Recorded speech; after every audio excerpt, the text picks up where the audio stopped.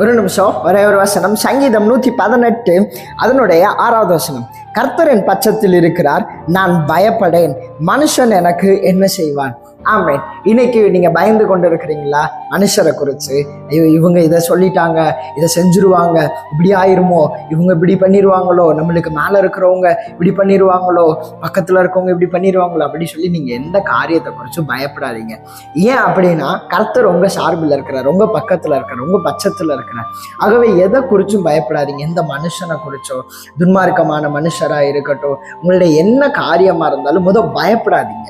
ஏன்னா உன்னதமான தேவன், வானத்தையும் பூமியையும் படைத்து சகலத்தையும் படைத்த தேவன், உருவாக்கின தேவன், அவருடைய வார்த்தையினாலே உருவாக்கினவர்.